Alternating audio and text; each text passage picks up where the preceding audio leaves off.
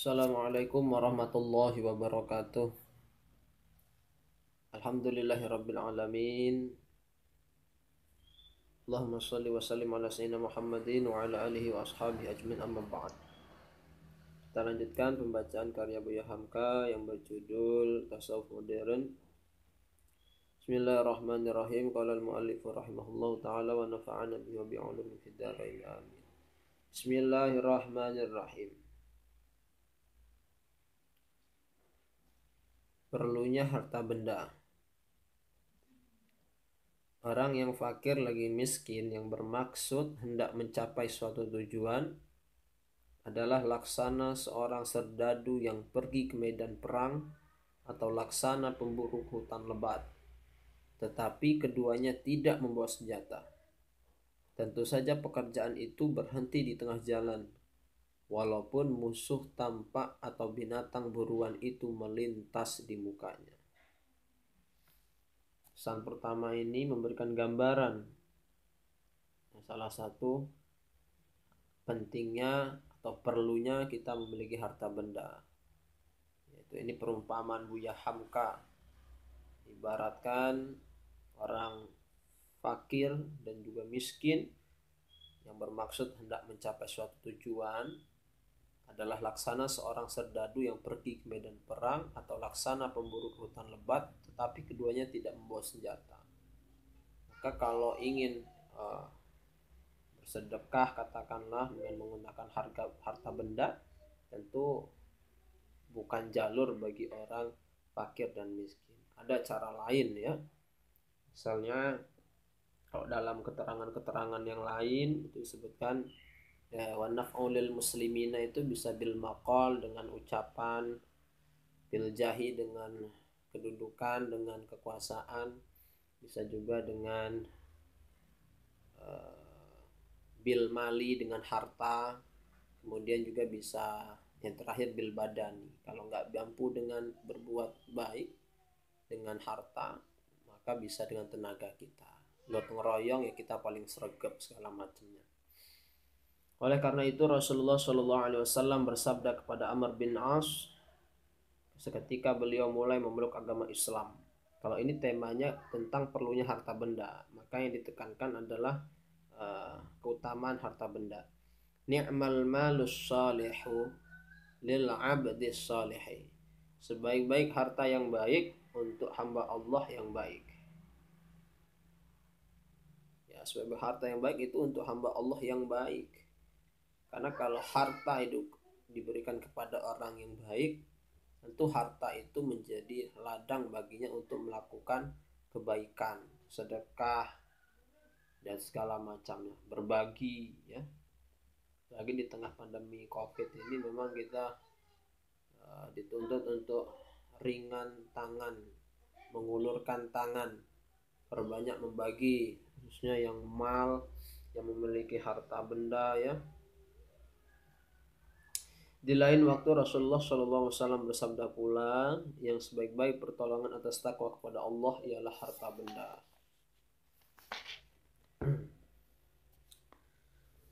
Berapa banyak kejadian orang yang suci hatinya, tinggi maksudnya hendak berbuat baik bagi orang lain, tetapi cita-cita itu terhalang. Karena sebelum mengurus keperluan orang lain, atau sebelum mengurus keperluan orang itu, perlu membeli beras lebih dahulu. Akan tampil ke muka umum, baju sendiri telah robek, sehingga malu tampil ke muka. Akan dibawa tamu masuk rumah, rumah sendiri buruk, sehingga lantaran memikirkan sesuap pagi, sesuap petang. Tidaklah ada ingatan lagi hendak mengerjakan pekerjaan bagi umum. Bahkan tidak ada kesempatan menuntut ilmu, padahal ilmu itu sebagai tiang untuk kesempurnaan akal. Sebagaimana dikatakan tadi, dan kesempurnaan akal tiang dan kesempurnaan akal pula bagi kesempurnaan agama. Kesempurnaan agama tiang bagi bahagia akhirat. Karena miskin tak dapat berzakat, tak dapat naik haji, orang lain dapat mengerjakan rukun Islam kelimanya. Si miskin paling tinggi hanya 3, yang taat hanya dapat mengobatinya dengan takbir, tahmid dan tahlil, atau dengan menghindarkan duri dari tepi jalan sebagai ganti sedekah. Banyak orang yang lurus bercita-cita jujur, tetapi lantaran miskin terpaksa tidak lurus dan tak jujur. Beras belum ada, padahal titipan uang orang ada dalam tangan.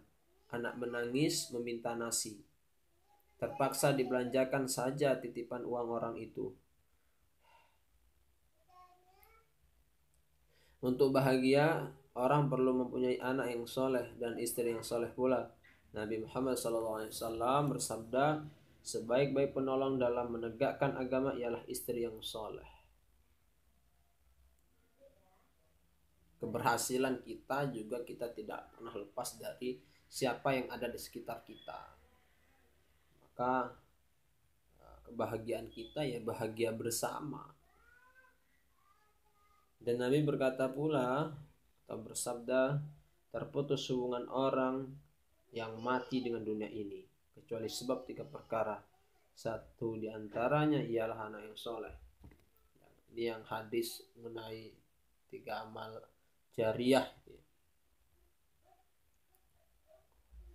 Kemudian ada perkara yang lain juga menjadi pembahasan Buya Hamka, yakni banyak famili, kemudian kaum kerabat. Banyak famili dan kaum kerabat adalah laksana telinga, mata, hidung, dan kaki, tangan bagi badan. Yang berat bisa sama-sama dipikul, yang ringan sama-sama dijinjing. Lantaran itu terbuka akal dan pikiran, lapang hati di dalam mengerjakan amal ibadah kepada Allah. Hidup bersama-sama ini justru akan memudahkan kita dalam mengerjakan suatu pekerjaan. Kalau sendiri kita mampu mengerjakan sesuatu, apalagi kita bersama-sama. Logika itu yang sebenarnya kalau kita membaca karya Buya Hamka yang senantiasa hadir. Kalau kita mampu mengerjakan sendiri, apalagi mengerjakan bersama-sama. Jadi tentu ada perkara-perkara tertentu ya. Penting jalin silaturahmi, perbanyak kerabat. Kalau dalam ilmu komunikasi, perbanyak komunikasi, perbanyak relasi.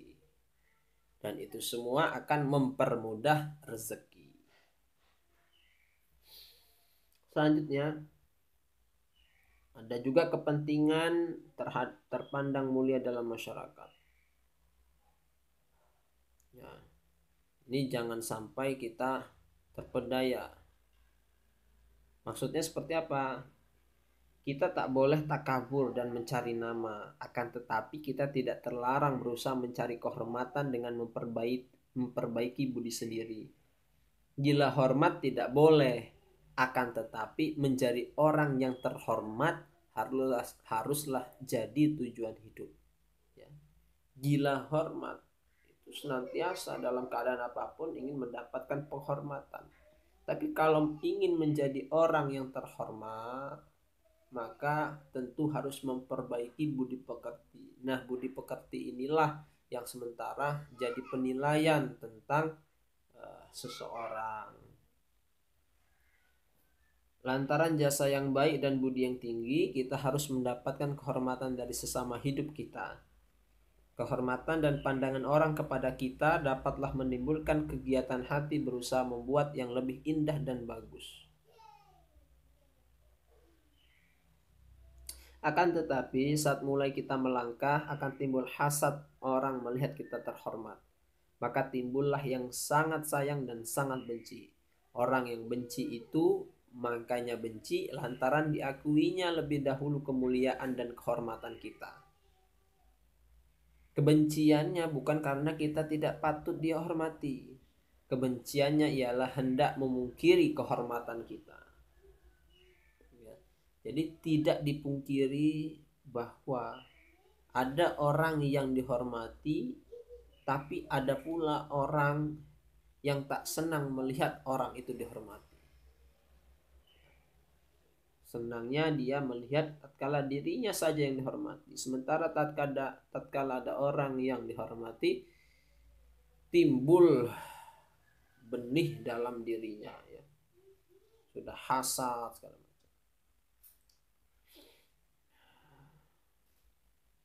Padahal kalau kita mengetahui kesenangan orang lain itu sebenarnya kebahagiaan bagi kita.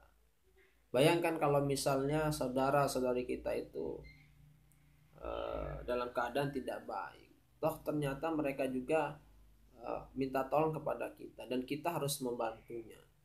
Tapi kalau saudara-saudari kita semuanya sehat, bahagia, toh yang enak juga kita sama-sama bahagia. Oleh karena itu hendaklah selalu diusahakan supaya budi bertambah tinggi. Kehalusan dan ketinggian budi akan menambah jumlah yang sangat sayang dan sangat benci tadi. Pepatah Arab mengatakan, agama menjadi sendi hidup, pengaruh menjadi penjaganya. Kalau tidak bersendi, runtuhlah hidup. Dan kalau tidak berpenjaga, binasalah hayat.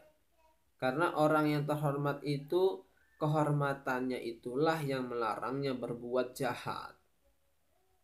Kalau orang semestinya kalau sudah dipandang terhormat, maka justru kehormatan itulah yang akan menjadi tameng dirinya untuk berbuat jahat. Sekali lagi, ini penting bagi kita.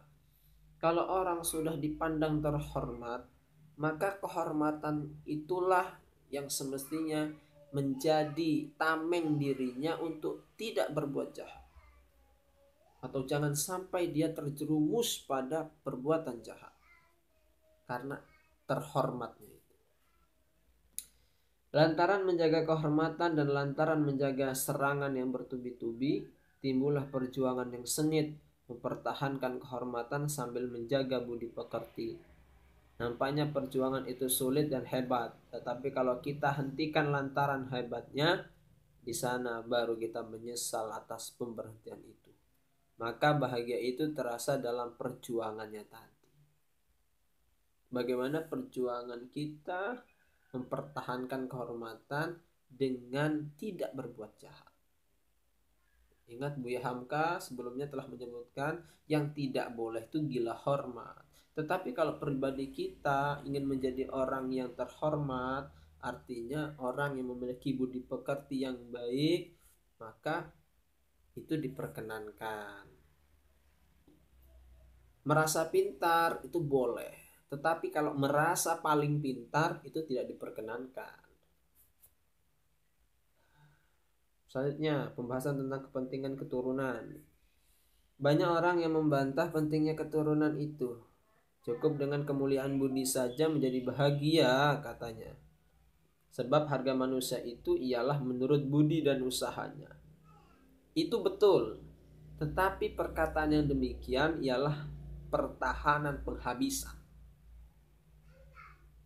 Sebab buruknya keturunan mengalir juga kepada keturunan yang di belakang. Kalau tidak demikian, tentu tidak akan ada larangan Tuhan atas perkawinan seorang perempuan yang fasik dengan laki-laki yang mukmin. Kalau tidak demikian, tentulah Rasulullah SAW tidak menyuruh anak muda memilih istri yang beragama, yang fadfar bidatid din taribat yadak. Salah satu dalilnya. Yang beragama lebih dipentingkan dari yang berwajah cantik, berbangsa tinggi, dan berharta banyak. Sebab rasa urat suatu pohon mengalir juga sampai kepada pucuknya. Ini pentingnya keturunan, dan keturunan yang baik yang inilah dapat mempertegas leluhurnya. Ya, misalnya kalau seseorang yang tidak memiliki keturunan atau belum memiliki keturunan, ya bisa saja misalnya dia pendidik, ya ada santrinya, ada segala macamnya yang mendoakan. Jadi keturunan yang dimaksud di sini ialah keturunan bangsawan budi, bangsawan agama, bangsawan ilmu, bangsawan amal dan ibadah, bukan bangsawan gelar dan pusaka. Jadi keturunan budi yang diinginkan ini ialah juga menjalar kepada keturunan-keturunan kita, peserta didik kita, santri-santri kita. Kalau dulu memang ada pepatah, buah jatuh tak jauh dari pohonnya. Memang senantiasa dididik. Tapi kalau sekarang bisa jadi buah jatuh jauh dari pohonnya, sebab diambil lingkungan, diambil teknologi, HP dan segala macamnya. Hanya faedah kelebihan tubuh. Sekarang datang pula pertanyaan, apa perlunya segala kelebihan yang ada pada tubuh itu? Seperti sehat, panjang umur, dan tangkas. Apa kira-kira? Sekarang datang pula pertanyaan, apa perlunya segala kelebihan yang ada pada tubuh itu seperti sehat, panjang umur, dan tangkas. Dari hal keperluan kesehatan, kekuatan, dan umur panjang tak perlu diterangkan lagi. Cuma yang mendatangkan keraguan ialah ketangkasan dan kecantikan. Banyak orang mengatakan asal badan telah sehat, perlu apa ketangkasan bagi laki-laki atau ketampanan bagi laki, kecantikan bagi perempuan. Padahal itulah kelak yang menyebabkan kesombongan. Persangkaan itu kurang betul. Ya. Sebab ketangkasan, ketampanan itu sangat perlu untuk keberuntungan di dunia dan di akhirat. Penyebabnya ada dua macam. Ini menurut Buya Hamka. Pertama, lawan tangkas ialah malas dan jelek. Kemalasan dan kejelekan dengan sendirinya dibenci oleh tabiat manusia. Kalau bertemu seorang tangkas, tampan, dan seorang yang malas, yang buruk di dalam suatu majelis, dengan sendirinya bukan dibuat-buat, orang yang hadir cenderung kepada yang tangkas, yang tampan, yang rajin. Sebab itu ketangkasan, ketampanan, kerajinan seorang laki-laki boleh dikatakan harta yang tiada ternilai. Dari itu hatinya senang. Kesenangan hati membuka pikiran untuk berbuat baik, kebaikan bisa mencapai jalan keselamatan di akhirat. Ketampanan, kepribadian yang baik merupakan harta yang tiada ternilai. Dengan itu atau dari kepribadian yang baik akan membuat hati senang. Kesenangan hati akan membuka pikiran untuk berbuat baik. Berbuat baik merupakan kebaikan dan kebaikan bisa mencapai jalan keselamatan di akhirat. Kedua,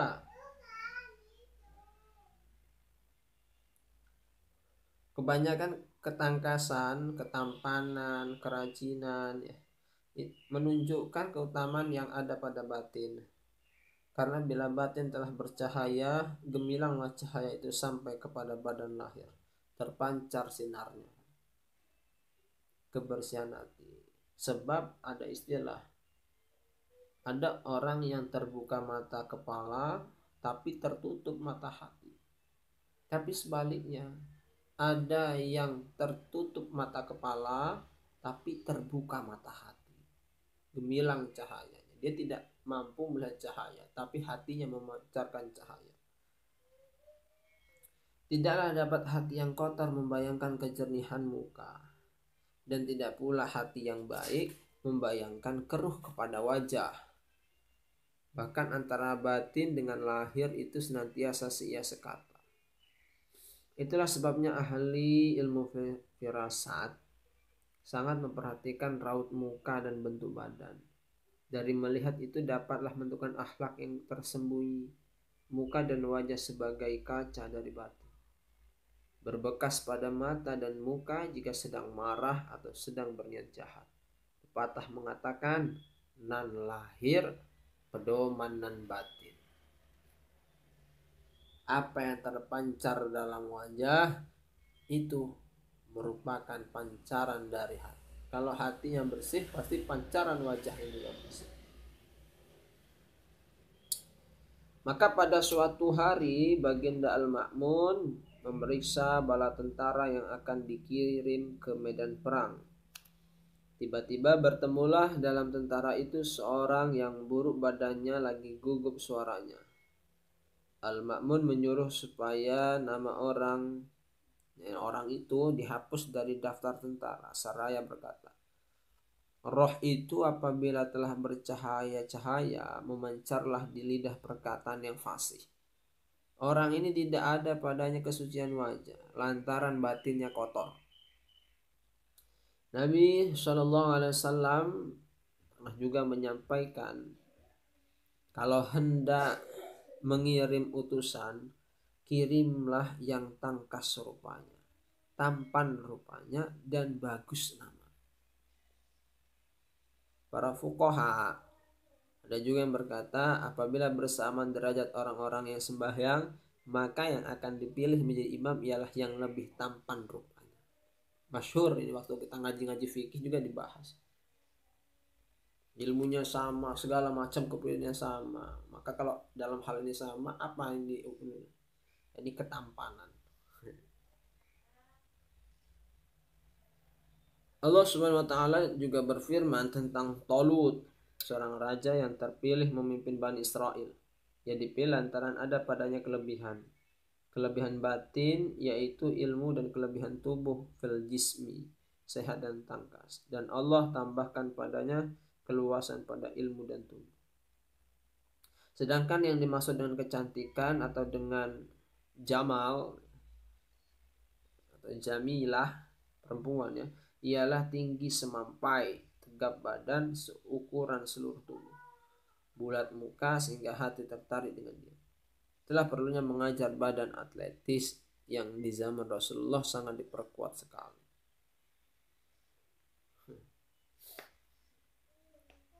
Fisik juga harus diperhatikan.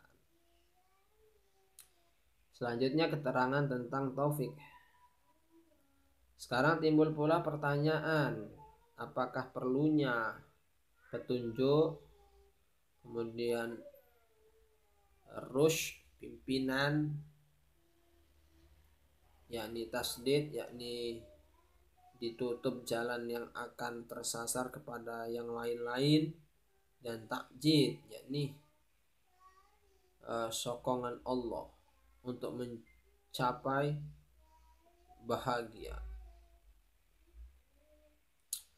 Ketahui bahwa taufik pasti akan memberi bahagia kepada manusia dimanapun juga. Sebab arti taufik ialah berkesesuaiannya antara kemauan dan cita-cita manusia dengan kudrah Allah Subhanahu wa taala, baik dalam menuju kebaikan atau dalam menuju kejahatan. Akan tetapi kemudiannya perkataan taufik itu telah dipakai untuk menuju kebaikan dan kebahagiaan. Dengan sendirinya terasa perlunya taufik dalam hidup kita.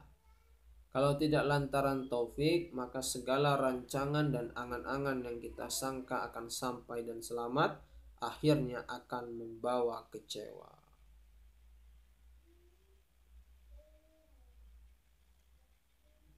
Ini atas kuasa Allah Subhanahu wa taala. Adapun hidayah Allah tidaklah akan sampai tujuan perjalanan kita menuju bahagia dunia dan akhirat kalau tidak dengan petunjuk Allah Subhanahu wa taala. Sebab hidayah Allah itulah pokok pangkal segala kebaikan. Orang kalau sudah ikhtiar kemauan melaksanakan kebaikan, mendapat petunjuk dari Allah, maka ia akan menempuh jalan kebaikan itu. Maka hidayah dalam hal ini Buya Hamka yang sebutkan ada 3 perkara. Pertama, mengerti mana jalan yang baik dan mana jalan yang jahat. Segala manusia telah diberi Allah petunjuk yang pertama itu. Semua orang tahu mana yang baik dan mana yang jahat menurut firman Allah, dan telah kami beri hidayah kepadanya 2 jalan, baik dan jahat.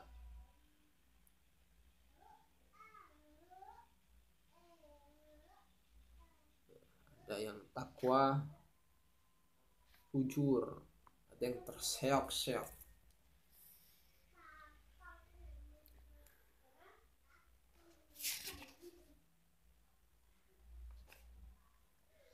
Tempat kedatangan hidayah ada 2. Pertama lantaran akal sendiri, Kedua, lantaran telah sampai kepadanya seruan Rasul.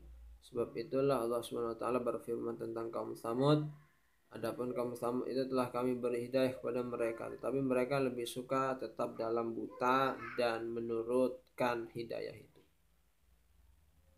Tetap dalam buta dari menurutkan hidayah. Sudah dikasih petunjuk tapi nggak mau mengikuti petunjuk. Ada orang yang sudah diberikan petunjuk, ini jalan yang baik, tapi nggak mau mengikuti jalannya. Moh.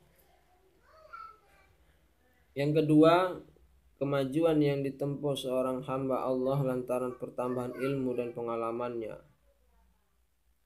Hal yang pertama tadi, ini mengerti mana jalan yang baik dan mana jalan yang jahat. Kalau kedua, kita juga telah diberikan kemajuan yang tempuh seorang hamba Allah lantaran pertambahan ilmu dan pengalamannya. Diberikan tambahan ilmu dan juga pengalaman. Semakin panjang usia kita, bertambah usia, tentu ilmu tambah, ya seyogyanya amal pun bertambah. Maka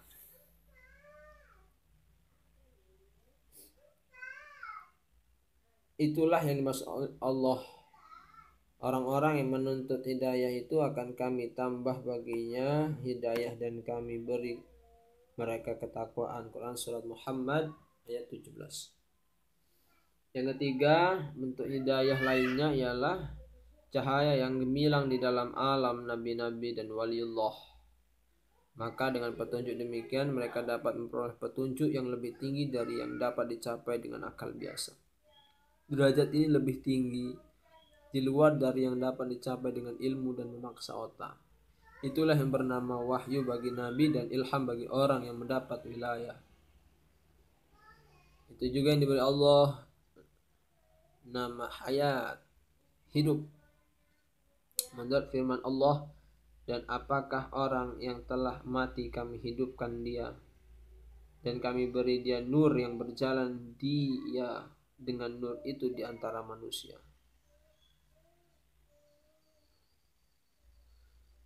Yang kedua, yang selanjutnya ini rusydun atau rush, pimpinan Allah atau pertolongan Allah yang dengannya manusia tertolong mencapai apa yang dimaksudnya, sehingga mendapatkan kekuatan mencapai apa yang baik dan tidak terbelokkan pikirannya kepada yang salah. Itulah yang bernama irsyad, irsyadul ibad. Ada ya kitab, salah satu kitab irsyadul ibad, dan dia ada dalam batin. Firman Allah, sesungguhnya telah pernah kami berikan kepada Ibrahim akan irsyad, dan kami ketahui dia. Quran surat Al-Anbiya ayat 51. Misalnya ada namanya tasdid.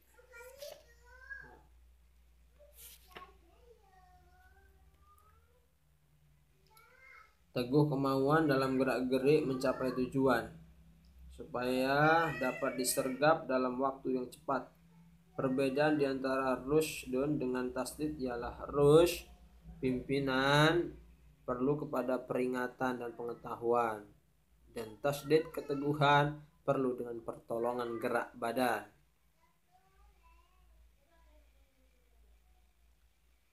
Tasdid, kemudian takjid atau sokongan, yaitu kuat perbuatannya lantaran tajam penglihatan batinnya dan keras kemauannya pada lahir. Itulah anugerah ilahi yang mengandung kekuatan, yang kalau ada pada manusia, manusia itu mampu dengan cepat menyingkirkan kejahatan dan menjaga kebaikan. Sehingga kalau dia telah dekat tergelincir, sebentar itu juga datang suatu kekuatan yang tidak terasa menghambatnya dari berbuat itu. Kekuatan takjid inilah yang membangkitkan hati Nabi Isa alaihissalam menyeru kaumnya kepada keberanian. Dan kami beri takjid dia dengan Ruhul Qudus. Quran surat Al-Baqarah ayat 87. Kekuatan ini pula yang telah menarik tangan Nabi Yusuf alaihissalam yang hampir saja tergelincir lantaran perdayaan Zulaikha. Tetapi lekas dia surut setelah kelihatan oleh burhan Tuhannya. Burhan itulah ialah jin. Segala yang tersebut itu tidaklah akan tercapai kalau pemahaman tidak akurat, pendengaran tidak nyaring, hati tidak terang dan terjaga. Guru yang mendidik tidak ada pula, harta benda kurang untuk mencapai cita-cita kebaikan, banyak utang kepada manusia sehingga tak sanggup membayar utang kepada Tuhan. Banyak hutang kepada manusia sehingga tidak mampu membayar hutang kepada Tuhan. Mudah-mudahan terjauhi kita ya seperti ini. Kurang pergaulan, kurang menjaga kehinaan, kurang kekuatan badan untuk menangkis serangan musuh. Oleh karena itu, nyatalah bahwa kebahagiaan itu bertali di antara satu dengan yang lain. Tidak hanya pada lahiriah, tapi butuh pada batiniah. Anggota tubuh kita bisa kita gunakan dalam rangka kebaikan. Kejernihan hati kita inilah yang menggerakkan anggota tubuh kita untuk melakukan kebaikan.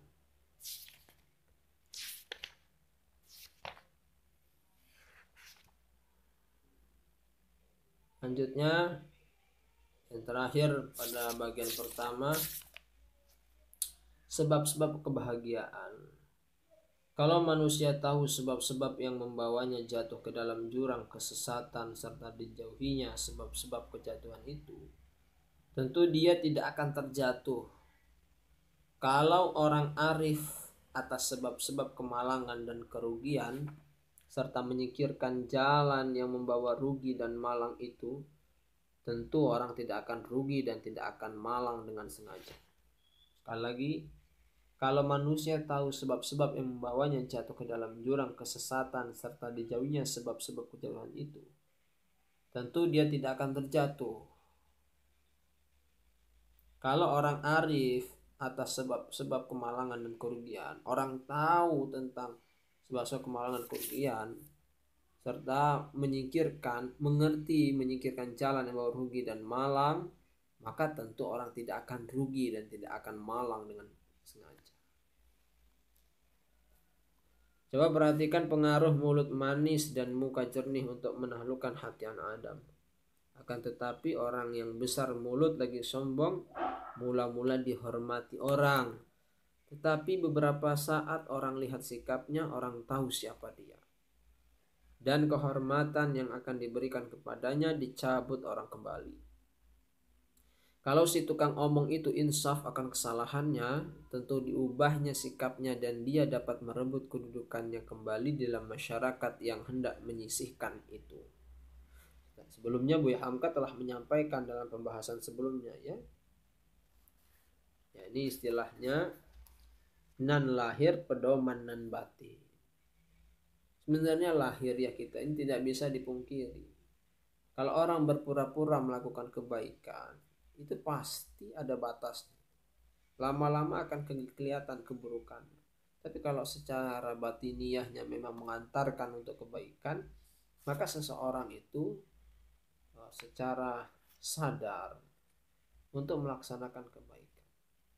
Bukan mencari muka dan pangkat dan segala macamnya sebagaimana yang dijelaskan Buya Hamka sebelumnya. Mula-mula orang tidak memperhatikan ular kecil lantaran kecilnya. Tetapi kalau satu kali dia telah mematuk tangan orang dan meludahkan bisanya, barulah orang ribut memperbincangkan ular. Barulah orang takut dan menyingkirkan diri. Demikian pula lah manusia. Untuk baik dan buruknya, jaya dan celakanya, mulia dan hinanya, jadi garam masyarakat atau tersisih dalam pergaulan hidup.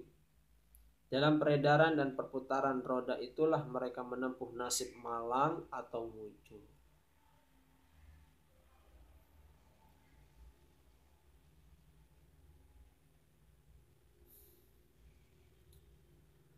Dalam menempuh hidup hanya dua itulah yang senantiasa menurut kita, yaitu malang atau mujur.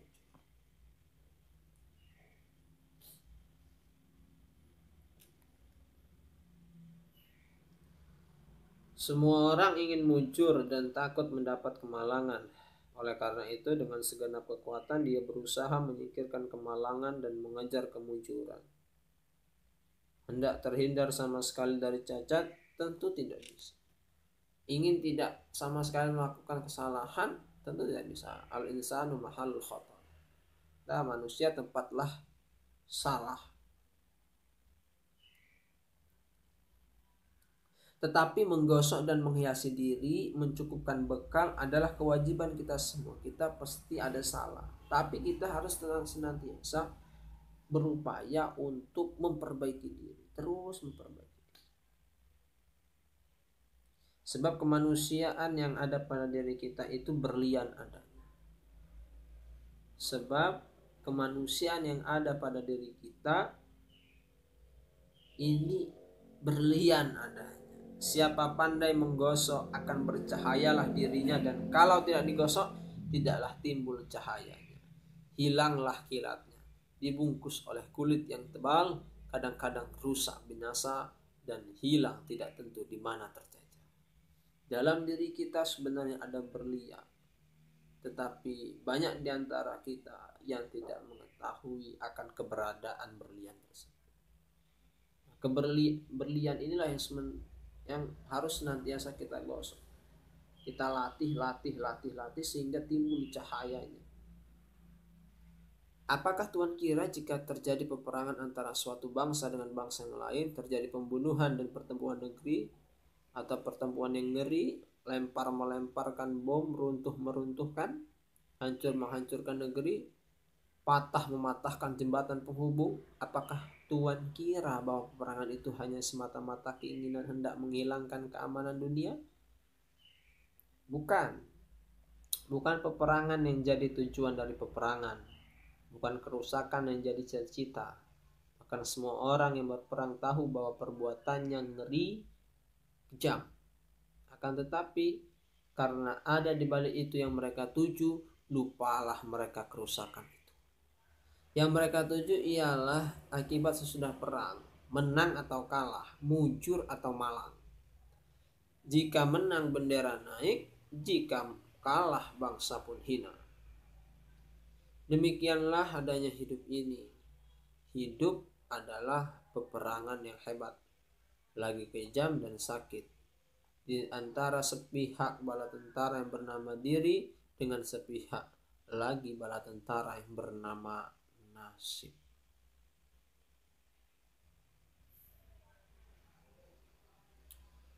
Peperangan itu,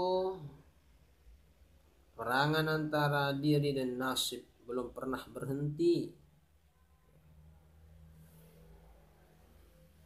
dan selama-lamanya peperangan itu belum pernah berhenti dan selama-lamanya tidak akan berhenti. Selama nafas masih dalam badan, selama matahari masih dihirup cahayanya, sampai langit digulung dan bumi dibelah, sampai kepada saat manusia yang akhirnya sekali hidup dalam alam ini. Jika manusia yang datang kemudian memperhatikan dengan sesama sebab-sebab kekalahan atau kemenangan nenek moyangnya, yakni kemenangan nenek moyangnya terdahulu, yakni kemenangan tentara manusia menghadapi nasibnya, sehingga manusia kalah atau menang, tentu akan dihindarinya jalan berbahaya yang akan menyebabkan dia terkepung, dan tentu akan ditempuhnya jalan yang selamat sejahtera yang akan menyebabkan menang. Ada orang yang berkata bahwa pengalaman dan penderitaan hidup itu paling penting di dalam menuju bahagia. Tetapi kita berpendapat lain. Kalau hanya dengan pengalaman saja, tentu umur akan habis, sebab pengalaman itu kian hari kian ganjil. Pengalaman kemarin tidak ada lagi sekarang. Begitupun nanti. Usia pun habislah sebelum pengalaman penuh. Rahmat dan ketentraman tentu tidak akan ada. Sehingga bahagia hanya jadi kenang-kenangan saja. Tidaklah mesti seorang saudagar menempuh rugi dahulu baru dia tahu rahasia keuntungan kelak. Itu terlalu jauh. Tidak mesti seorang nakoda mengaramkan kapalnya yang pertama lebih dahulu, baru dia tahu rahasia pelayaran. Ya, kalau si saudagar masih panjang umur dan si nakoda masih bisa hidup. Kalau tidak, arang habis, besi binasa. Tukang menghembus payah saja. Kalau hanya sekolah dengan pengalaman saja, uang sekolah dibayar terlalu mahal dan belum tentu akan lulus dalam ujian. Apalagi sekolah kehidupan tidak dapat ditentukan bila tamat kelasnya. Putih kelapa jatuh juga, yang muda pun jatuh dan yang tua lebih lagi. Masanya tidak dapat ditentukan. Meskipun kita akui pengaruh pengalaman, tetapi bukanlah itu yang terpenting. Pengalaman hanyalah langkah pertama. Adapun pelajaran hidup yang kedua ialah memperhatikan alam. Ibu ya Hamka. Kalau misalnya ada yang orang berpendapat bahwa pengalaman kita itu merupakan modal segalanya dalam kehidupan, ya memang benar, tapi itu belumlah dibandingkan dengan pelajaran kita yang kedua, modal kita yang kedua, yakni alam. Ya Hamka ya. Kita bisa belajar kehidupan itu bukan dari pengalaman diri sendiri, tetapi kita bisa melalui pengalaman orang lain. Misalnya orang yang ingin pandai mengarungi lautan, menahkodai, tentu dia akan belajar dari pengalaman sebelumnya, pengalaman orang lain. Apakah dia harus mengaramkan kapalnya dahulu, baru keesokan harinya ia mengatakan, oh cara menahkodai kapal ini seperti tidak. Apakah orang yang berdagang harus rugi dulu supaya dia kelak untung? Kan tidak. Alam adalah laksana sebuah kitab besar yang terhampar di muka kita. Di dalamnya tertulis perjuangan hayat yang telah ditempuh terlebih dahulu oleh orang lain. Di situ dapat kita tilik bagaimana orang lain telah naik, telah mujur dan bahagia. Dan dapat pula kita lihat mereka jatuh, tersungkur, ada yang tak bangun lagi. Ada yang menyesal selama-lamanya. Ada yang kita dengar pekik orang yang kesakitan. Maka kita tanyakan kepadanya apa sebab dia jatuh. Setelah itu kita tidak berjalan lagi di jalan yang pernah dilaluinya. Semuanya itu kita pelajari dengan sesama dari kitab yang terbentang itu. Itulah dia rahasia perkataan raja dari segala pujangga dunia, Nabi Muhammad SAW. Mengambil iktibar dari kejadian orang lain itu adalah jalan merengkuh bahagia. Mengambil iktibar dari kejadian orang lain itu adalah jalan merengkuh bahagia. Maka penting bagi kita untuk pula mendengarkan pengalaman-pengalaman orang lain. Di dalam medan hidup adalah beberapa ketentuan yang harus dijaga dan diperhatikan. Ada yang berhubungan dengan kesehatan tubuh, dengan keberesan akal, dan yang terhubung dengan kemuliaan budi. Di samping itu pula yang tertentu untuk menjaga kemenangan dan kebahagiaan. Semua pokok ketentuan yang mesti dijalankan itu adalah buah perjalanan hidup manusia sejak dunia berkembang. Ditambah, diperbaru menurut giliran zaman dan waktu. Dengan pimpinan dari alam ghaib. Kalau segala peraturan itu dijaga, dipelajari, dan dijalankan, hiduplah manusia dalam hikmah Tuhan. Dianugerahkannya, dan siapa saja yang beroleh hikmat itu, berarti dia telah mendapat perolehan yang amat banyak. Cobalah perhatikan seorang putri rupawan yang halus budi sedang asik memelihara bunga. Dipetiknya bunga itu dari kebun dan dipindahkannya ke atas mejanya. Ditukarnya air bunga itu setiap pagi dan sore. Dipelihara, dicium dan dipandanginya dengan pandangan dengan penuh cinta sampai bunga itu layu. Kelopaknya jatuh dan tiap-tiap lembaran kembang itu larut selai demi selai. Maka alam ini adalah laksana kebun bunga itu. Bunga-bunga yang ada di dalamnya ialah perjalanan hidup. Ya, yakni perjalanan hidup manusia.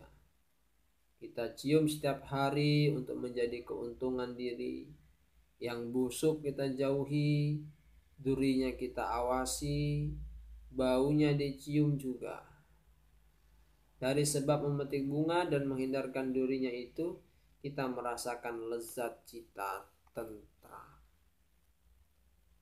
Terakhir dari bukan dalam bab yang pertama, pulanglah kapal dari Mekah, penuh muatan orang haji. Awas-awas adik melangkah, memetik bunga dalam duri. Jika pandai meniti buih, selamat badan ke seberang. Wallahu a'lam bishawab.